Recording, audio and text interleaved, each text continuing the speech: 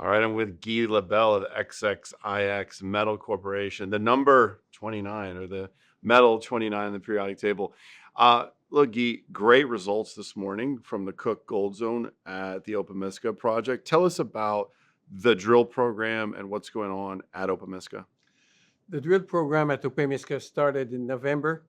While we're doing the PEA last summer, the guys started recompiling the data from the Cook Zone. It had never been compiled, never been looked at the same way that we look at the what we call the Opemiska Project. Remember that we recompiled 1.4 million meter of historical drill hole for that copper zone. The gold was never looked at, so there's about 4,000 drill holes, something like this. I mean, this thing was, historical. Recompile this, and we look at the crown pillar.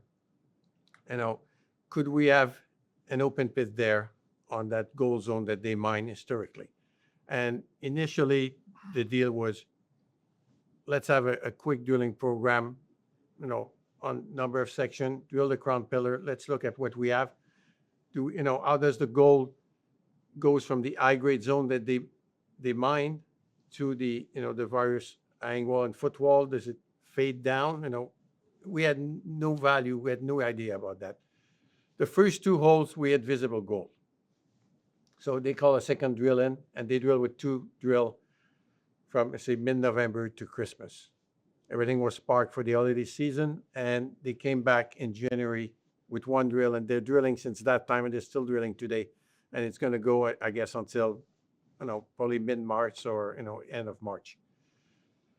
With that, we know right now that we can follow the zone, on the 700 meter strike length. We got it.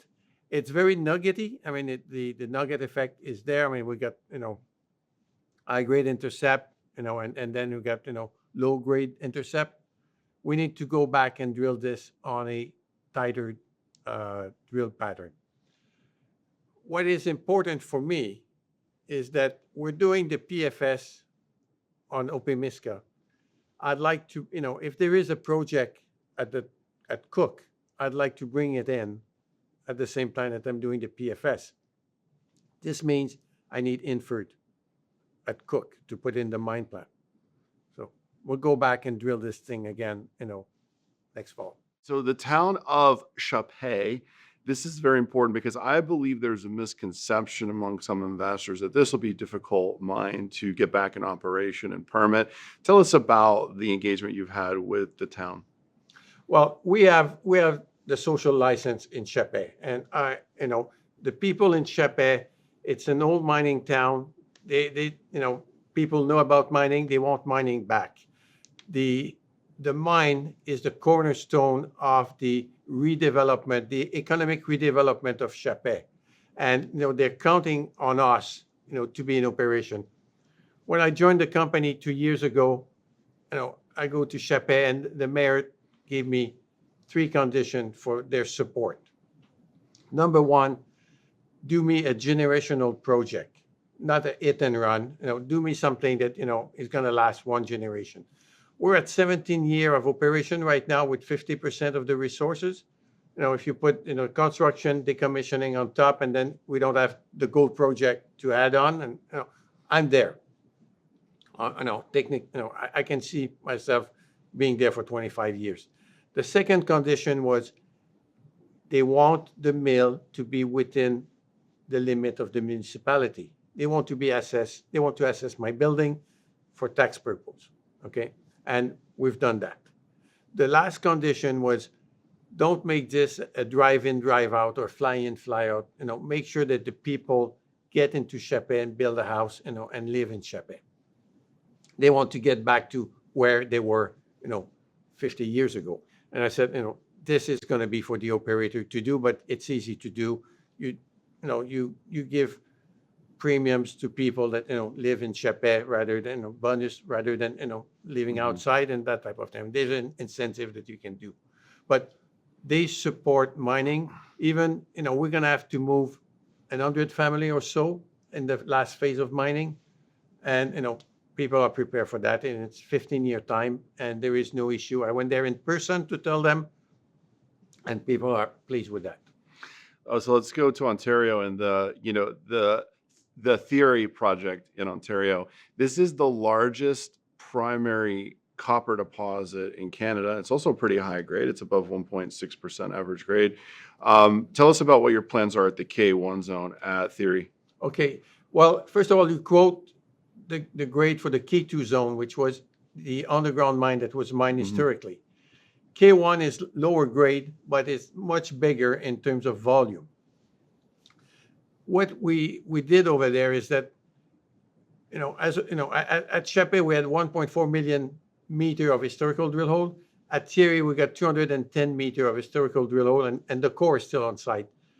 We re-looked at everything, bring it to the smallest denominator and rebuild a model from that. And at K1, what the geos saw was that the grade increased with depth.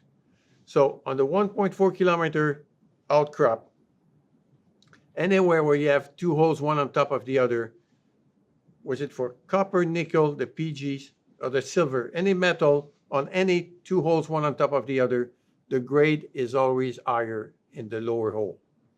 And it's across the board. So they did a little resource statement, 15 years ago, but on the first 200 meter. But, we look at this and, from a mining point of view, that resource statement, you cannot mine it. I mean, 5 parallel zone, thin zone underground, that doesn't mine. If you do it from an open pit, you mine it from, the hanging wall to the footwall across, and, big equipment, lower cost, that type of thing. So this is the way we're looking at it. And we want to drill it deeper to see, if that gradient increase with depth. I mean, we've got some holes that are at 400 meter, and copper grade is 0.54 copper, which is like 40% of the grade, 200 meter above. So it's serious and it's true, but, we need to prove it across the whole strike length. And if we demonstrate this, then we'll blanket this ore body at 70 meter center, get an MRE, and get a PEA. So when will the rig arrive? Oh, that's the question here. We need the Ontario permit for drilling, and then we need the permission from the First Nation. And, this is something, permit and permission are two different things.